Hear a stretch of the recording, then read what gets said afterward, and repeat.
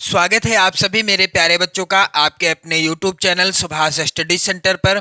तो जितने भी मेरे प्यारे बच्चे कक्षा 10 के विद्यार्थी हैं और 2024 बोर्ड परीक्षा देने वाले हैं, आज के इस वीडियो में मैं आपके लिए लेकर के आ चुका हूं सामाजिक विज्ञान के सबसे महत्वपूर्ण एमसीक्यू अर्थात बहुविकल्पी प्रश्न। और ये प्रश्न आपकी बोर्ड परीक्षा 2024 में 100% पूछे जाएंगे। तो मेरे प्यारे बच्चों, यदि आप 2024 बोर्ड परीक्षा में सामाजिक विज्ञान में अच्छा स्कोर करना चाहते हो तो आप सभी से रिक्वेस्ट है कि आप लोग सामाजिक विज्ञान यानी एसएसटी का मॉडल पेपर का वीडियो जाकर देख लीजिए। चैनल पर कैसा पेपर आएगा, किस तरह के प्रश्न पूछे जाएंगे, सारी चीजें मैंने बताया है, साथ ही साथ पेपर को हल भी कराया है। तो मेरे प्यारे बच्चों, आपसे एक और रिक्वेस्ट है कि यदि आप हिंदी विषय के भी मॉडल पेपर की वीडियो देखना चाहते हैं तो आप चैनल की प्लेलिस्ट में जाओ,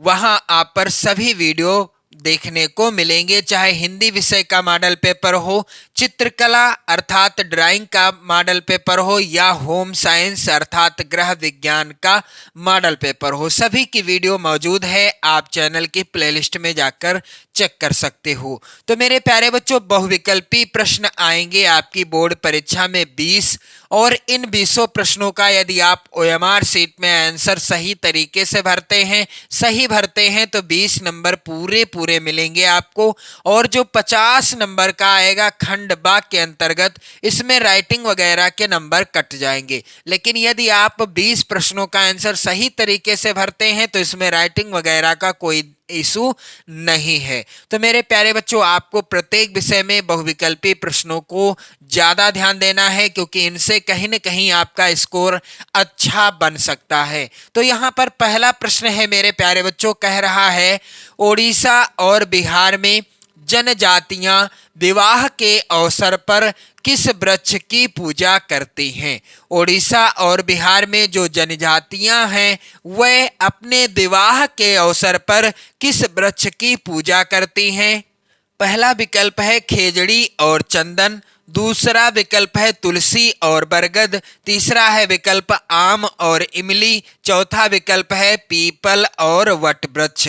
तो ओडिशा और बिहार में जो जनजातियां हैं ये विवाह के अवसर पर आम और इमली के वृक्ष की पूजा करते हैं। किसकी? आम और इमली के वृक्ष की। और अगला जो प्रश्न है वेरी वेरी इंपॉर्टेंट, चिपको आंदोलन का क्या उद्देश्य था। विकल्प पहला है हिमालय क्षेत्र में महिला मंगल दल द्वारा वृक्षों से चिपक कर उसकी रक्षा की थी, दूसरा जंगली जानवरों की रक्षा के लिए चलाया गया आंदोलन, तीसरा राजस्थान में खेजड़ी वृक्ष रक्षा अभियान, और चौथा पर्यावरणविदों द्वारा वनों को बचाने के लिए अभियान। तो चिपको आंदोलन का क्या उद्देश्य था, यानी चिपको आंदोलन में हिमालय क्षेत्र में जो महिला मंगल दल थे, ये मंगल दल था यानी जो महिला मंगल दल था, इसके द्वारा वृक्षों से चिपक कर उनकी रक्षा की गई थी। यानी वृक्षों से चिपक गई थी महिलाएं, मंगल दल की महिलाएं, और उन वृक्षों को कटने से रोक लिया था, उनको बचा लिया था। तो ये था चिपको आंदोलन। और इसके प्रणेता कौन थे? तो सुंदरलाल बहुगुणा जी थे। यदि प्रश्न में आ जाता है कि सुंदरलाल बहुगुणा जी ने किस आंदोलन का जो है शुभारंभ कराया, या चिपको आंदोलन के प्रणेता कौन थे, तो सुंदरलाल बहुगुणा हो जाएगा सही उत्तर। अगला प्रश्न संख्या है यहाँ पर तीसरा, चीता को भारत में कब लुप्त प्राय घोषित किया गया था।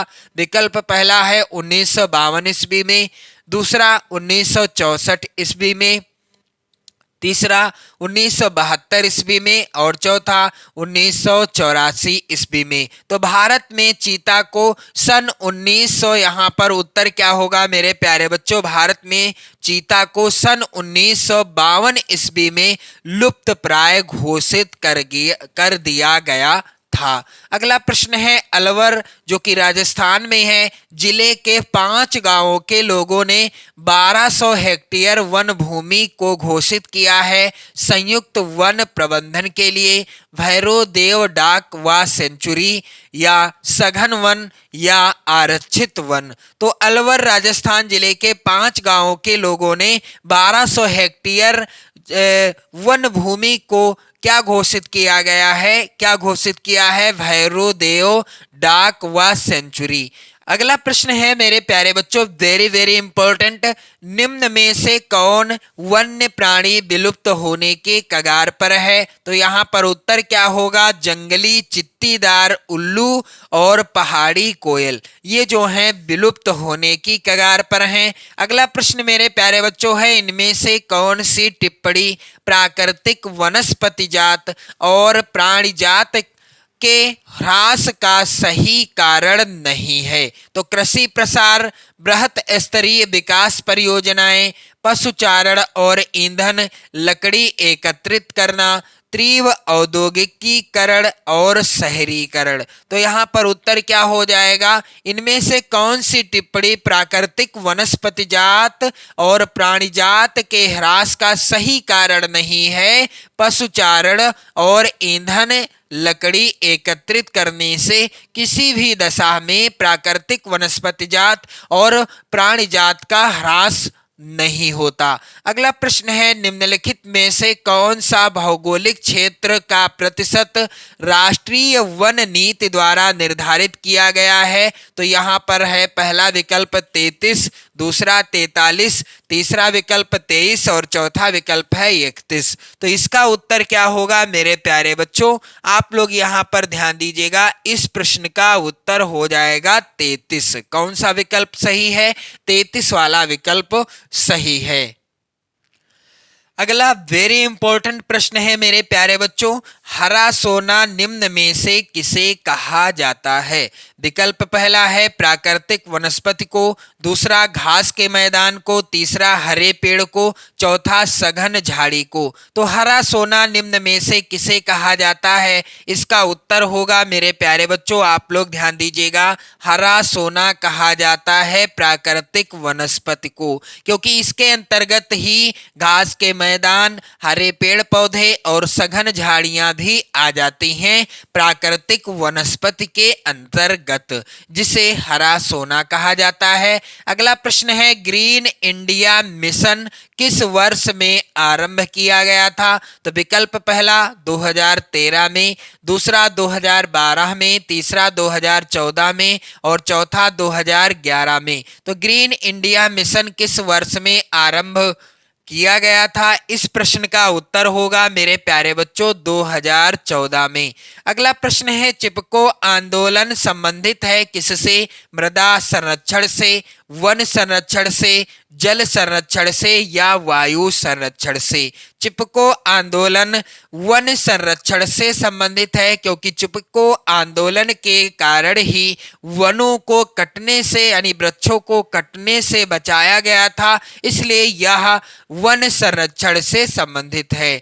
अगला प्रश्न है, पृथ्वी पर अनेक प्रकार के जीवाणु, बैक्टीरिया, जोंक से लेकर वट वृक्ष तक तथा हाथी और ब्लू व्हेल आदि जीव पाए जाते हैं, इसे सम्मिलित रूप से क्या कहते हैं? जीव मंडल कहते हैं, जैव विविधता कहते हैं या पारिस्थितिकी तंत्र कहते हैं या जीवाश्म कहते हैं? तो यहाँ पर इस प्रश्न का उत्तर होगा मेरे प्यारे बच्चों, इस प्रश्न का उत्तर हो जाएगा कि पृथ्वी पर अनेक प्रकार के जीवाणु पाए जाते हैं, इसे क्या कहते हैं? यहाँ पर जैव विविधता कहते हैं। अगला प्रश्न है, निम्न में से कौन सुभेद प्रजाति है? तो हार्विन या यहाँ पर मिथुन या एशियाई चीता या गंगा नदी की डॉल्फिन? तो इसका उत्तर क्या होगा मेरे प्यारे बच्चों? इस प्रश्न का उत्तर होगा गंगा नदी की डॉल्फिन। अगला प्रश्न है, मानव और अन्य जीव जंतु सम्मिलित रूप से जिस जटिल तंत्र का निर्माण करते हैं उसे क्या कहा जाता है? तो यहाँ पर पहला है विकल्प जीवमंडल, दूसरा जैव विविधता, तीसरा पारिस्थितिकी तंत्र और चौथा विकल्प है जीवाश्म। तो मानव और अन्य जीव जंतु सम्मिलित रूप से जिस जटिल तंत्र का निर्माण करते हैं उसे क्या कहते हैं? यहाँ पर उत्तर हो जाएगा मेरे प्यारे बच्चों, पारिस्थितिकी तंत्र इज द राइट आंसर। अगला प्रश्न है, निम्न में से किस कार्यक्रम के अंतर्गत क्षरित वनों के पुनर्निर्माण हेतु स्थानीय समुदायों को शामिल करने का प्रयास किया गया है? बीज बचाओ आंदोलन के अंतर्गत, संयुक्त वन प्रबंधन के अंतर्गत, नवधान्य या चिपको आंदोलन? तो यहाँ पर आप लोग ध्यान दीजिएगा, उत्तर हो जाएगा मेरे प्यारे बच्चों चिपको आंदोलन के अंतर्गत। अगला प्रश्न है, विश्व की समस्त जैव उपजातियों की कितनी प्रतिशत संख्या खनन के चलते गंभीर संकट में है? तो यहाँ पर आप लोग ध्यान दीजिएगा, उत्तर क्या हो जाएगा? इस प्रश्न का पहला विकल्प जो है 8%, संख्या 16 लाख, दूसरा विकल्प है 10%, संख्या 18 लाख और तीसरा विकल्प है यहाँ पर 12%, संख्या 20 लाख, चौथा विकल्प है 14%, संख्या 23 लाख। तो इस प्रश्न का उत्तर हो जाएगा मेरे प्यारे बच्चों, आप लोग ध्यान दीजिएगा, इस प्रश्न का क्या होगा उत्तर कि 8%, संख्या 16 लाख। तो मेरे प्यारे बच्चों, आज के इस वीडियो में मैंने आपको सामाजिक विज्ञान के महत्वपूर्ण प्रश्नों को बताया है। आप लोग इन प्रश्नों को जरूर तैयार कर लेना, वीडियो को लाइक शेयर कर देना, अपने प्यार भरे कमेंट भी करते रहना। पढ़ते रहें, मस्त रहें, स्वस्थ रहें। जय हिंद।